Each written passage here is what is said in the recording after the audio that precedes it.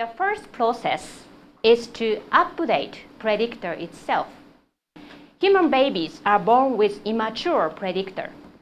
So they have to learn the predictor itself, updating the weight or something. And I suggest that this process, updating the prediction errors to minimize the prediction error, leads to the emergence of self-cognition or self-other cognition and goal-directed actions. For example, the babies often don't know how they can move their arms in order to grasp an object. They may first move their arms randomly, and then if they touch the object by accident, they reproduce these actions in order to acquire the goal-directed behavior. This reproducing process allows them to update the predictor using this prediction error. So this corresponds to the self-other cognition and goal-directed action. I will give you the concrete robotic models in the following part. And the second process of the prediction learning is achieved by producing the actions which is generated by the predictor. This process happens especially when the babies interact with other persons, other individuals. Because other individuals cannot be perfectly predicted. Even if we have a nice social abilities, we cannot predict perfectly other person's behaviors. Depends on the context or depends on the conditions of the other persons, we always see some prediction errors. So this is the sensory state which captures the other person's current state, and then based on the sensory state, we try to predict what is the outcome of the other person's individuals. But then, as we cannot perfectly predict, we always see the prediction error.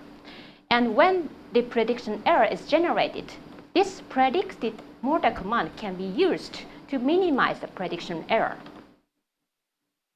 For example, that when imitate the other persons or when our persons drop something, we see some prediction errors in the other person's behaviors.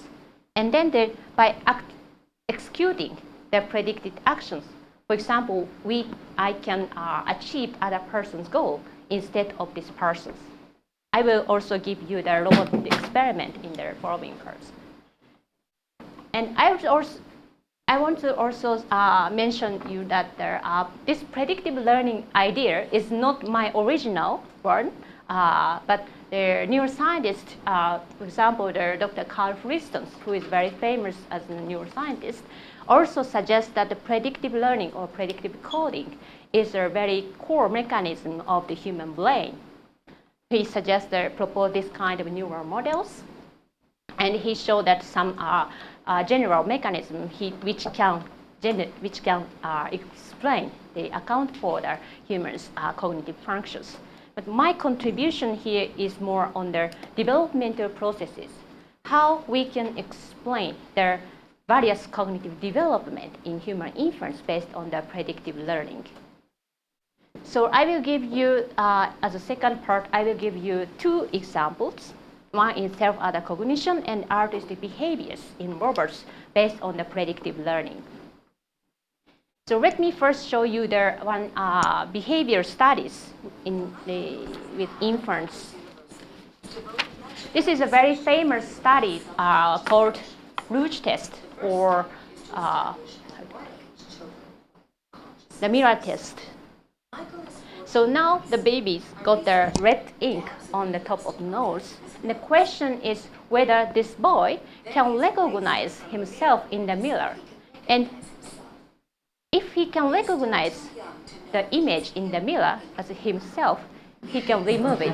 But actually, he cannot remove it, but instead, he tries to find another person behind the mirror.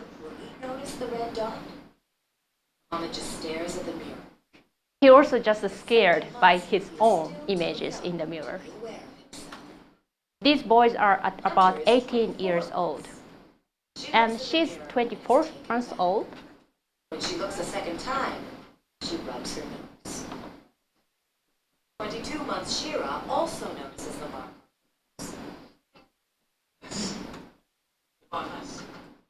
So this behavioral study is showing that at about 22 or 24 months old, the babies can recognize their own image in the mirrors as their own, and then can remove the red rouge test. So, like, do they control like how often these kids are exposed to mirrors? I mean, if they grow up somewhere with like there are mirrors all over, like, does it really take them 24 months? As far as I know, they don't really control how often, because of course, in our daily life, we can often see the mirrors. But there are many studies showing that the mirror test can be first only after 22 or 24 months old. Okay, then our question is how we recognize ourselves and why the baby young infants cannot recognize the self. My hypothesis is that the predictabilities of sensory motor information plays an important role for recognizing self. The self body is a perfectly predictable entity in terms of both spatial and the temporal. For example, our own bodies are always observed in this space. And then once I send the motor signals to, for example, stretch my arms, I can always see the same outcome. This is a perfect predictability of space and time. And then in contrast, the other persons often produces the prediction errors. They exhibit lower predictabilities in terms of both space and time. So if you do kind of clustering analysis, you can get there mainly two big clusters. One corresponds to the self, the other corresponds to, the one corresponds to the self and the other corresponds to the other individuals. Is it only the predictability? Does it involve a controllability as well? Yes, I think the controllability is very similar to the predictability because here the predictability already contains the action, the motor command information. There are relation between the motor command and the sensory output. So the things like a pendulum or a clock, which is highly predictable but not very controllable. Okay. In this case, I did not put there like an object, the entity, because it may confusing. But I think that kind of completely predictable things can be, I cannot say, located somewhere here, but then depends on the conditions, it can move in this space. For example, the tool use case, there, if I just put the object here, maybe I cannot completely predict the object movement, but once I take the object, I can completely control and predict this object movement. So I can enhance or extend our body image to the tool as well. That will be the part of the self. Okay, then, so this is the kind of the outcomes of the self-other development. The question is what happens in the very beginning of the development? And we suggest that because of the immature perceptual and motor abilities, very young infants may not differentiate self and others at the very beginning of their development. We know that their human infants, for example, have a very low acuity in the vision, and also the motor capabilities, their repertoires of the motor movement are limited. So such limitations may cause these non-differentiated clusters in the very beginning of the development. But then as they develop, as they improve their motor and perceptual abilities, they gradually separate into self and others. And our suggestion here is that this undifferentiated clusters allows robots as well as infants to acquire the mirror neuron system. I think many of you know that the mirror neuron system or mirror neurons are originally found in the monkey brains, their premotor cortex. And their most important characteristics of mirror neurons is that these motor neurons activate not only when the monkeys or humans produce their own actions, but also when observing other persons' corresponding actions. So mirror neurons can show or exhibit their ability to find correspondence between self and others. And our model here, again, suggests that due to these non-differentiated clusters, the robots can find the correspondence between self and other easily. Before separating self and others, the robot has an experience to simulate their self and others at the very beginning of learning, so which allows the robots to find their acquired mirror neuron-like functions. So to verify this hypothesis, we have designed a robot experiment. Here we designed a very simple two-layered neural network. One is the motor neurons, the other is their visual representations. And the robot observes its own behavior as well as the human's behaviors using its own cameras. And if the robot starts with a very limited acuity in the visuals, the human motions and the robot motions observed in the robot's cameras cannot be separated because of the similarities between the two behaviors. And then this cluster, which contains both the self and others, are associated with the corresponding motor neurons using the Hebbian learning. And because of this confused clusters, the robot can find a correspondence between the self behavior and the other behavior, even after it separates the self clusters and other clusters. So these two motions are contained in the same cluster at the very beginning of learning, which acquire the connection with the same motor neurons. So even after two clusters are separated, robot can still keep the correspondence between self and others. And we suggest that this process allows the robot to acquire the mirror neuron system in the motor neurons, because these neurons can activate not only when the robot produces its own action, but also when observing the human actions. So this robot has only visual input, only visual. In this case, we use only the visual. Of course, for example, if we use a somatic sense or something, the somatic, actually I received this question many times. If the robot receives the somatic sense, of course the somatic sense comes only from the self, but not from the others. It may be easier for the robots to differentiate self and others. But some neuroscience studies showing that the human babies have their kind of synesthetic mechanism. Synesthesia means that their perception, the sensory modalities are not separated in the beginning of learning. So I suggest that even if the robot uses somatic sense, but due to the synesthetic mechanisms, the robot can still find a correspondence between self and others. Yes? What's the ability of this to generalize? Like if you teach it in the video, it seems to take a little bit of time to realize that it should perform the same action. If you switch the action, then how long does it take it? Does it speed up? Is it more able to actually emulate complex action? You mean from starting with this simple action, and how much the complex actions can be generated? Yeah, are the complex actions learned more quickly after it's learned the simple ones? Of course, if we develop such a mechanism, yes, it can facilitate. But in this case, we use the very simple, like up and moving up and down and so on. Okay. Yeah. Okay. So based on this mechanism, we conducted an experiment. First, I will show the visual space, how the self and the other clusters are gradually separated.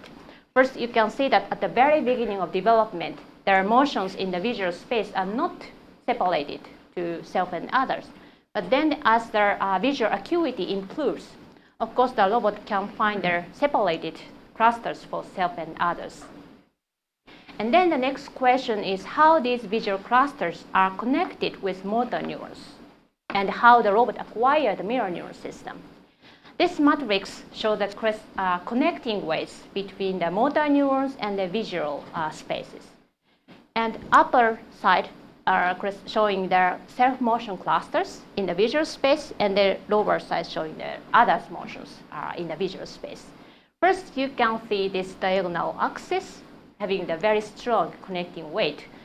Of course, the robot has a very rigid body, so once the robot produces the motor command, it can observe the corresponding motions in the visions. This is very obvious. Interesting point is the lower part. You can see again there's similar diagonal, very strong connections here, which correspond to the mirror neuron system, because these strong connections indicate that the robot can imagine the corresponding behaviors when they observe the human's motion. For example, the humans, the persons, move two arms in the vertical way. This motions activate here, and this corresponds to the robot arm motion. They're moving two arms up and down. So using this matrix, robot can imagine what's the corresponding behaviors to the human's movement. And another interesting point here is that if the robot does not have the ability of the visual development, I mean that if the robot uses a very high acuity image from the beginning of learning, robots does not acquire mirror neuron system. Here the point is the lower side. You cannot see higher correlations in the right bottom. In the right case, the robot started with a very high acuity vision, which means that there is no period when the robot combine or integrate self-motion and other motions. The self and other motions are separated from the very beginning of learning in the right case. So that's why the robot could not acquire the mirror neuron system in the mechanism.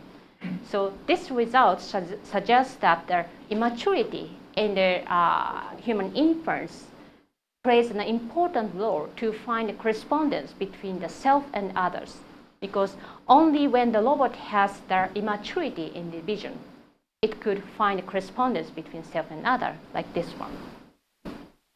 Yes. So in your robot simulation, the movement of human and movement of robots are kind of similar. So both are kind of slow.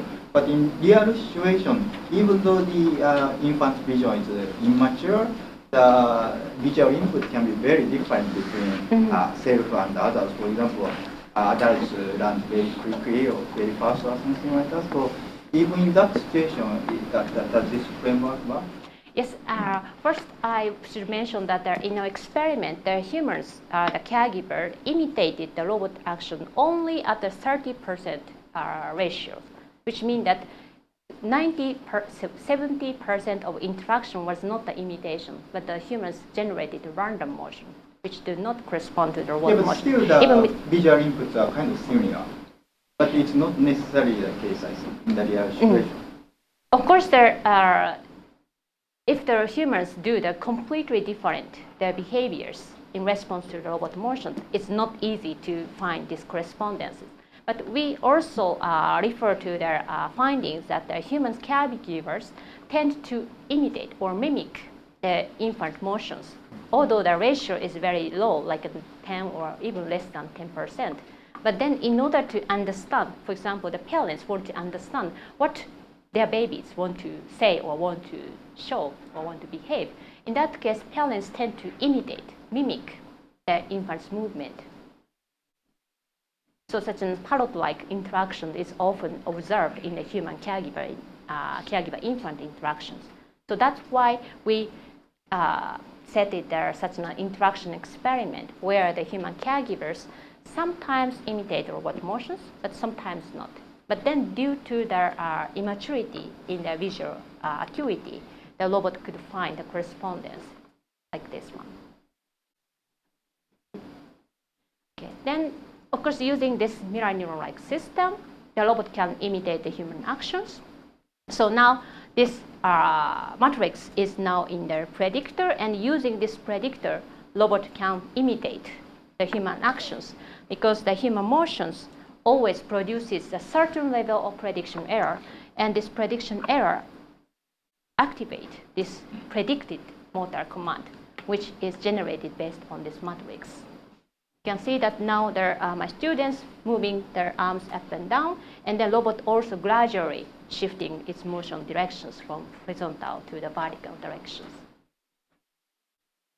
So this is the first example. Actually, I finished only first example in 40 minutes. So I should hurry a bit more to show a bit more our work. So this is the second example about the altruistic behaviors. There's researchers in Max Planck Institute have conducted a very nice experiment to examine when and how the infants help the experimenter's actions. So in this case, the experimenter tried to put the books into the shelf, but the shelf were closed, He could not achieve it, but then their boy who was looking at the experimenter, who started spontaneously helping the experimenter. Now the experimenter dropped the clothespin on the floor, and by watching the behavior, this boy could help this experimenter by giving the clothespin like this one. So this behavior study is showing the very nice example what is their motivation, or how their babies can help their experimental or adult behaviors.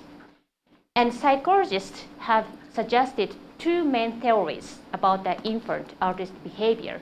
One is called emotion sharing theory, which indicate that babies understand their intention or the internal state of their experimenter or adult. That's why the babies can help other persons in order to satisfy the intention of the other person. And another theory is called goal alignment theory. This theory does not require their abilities to understand the internal state of other persons. But in babies, just look at the outcome, the actions of other persons, and then only when the action is not achieved, the robot execute this action on behalf of the experimenter. This is called goal alignment theory. And we thought that this goal alignment theory is very well matched to our prediction learning idea. So we designed the prediction learning model, which can replicate this goal alignment theory in the robot experiment.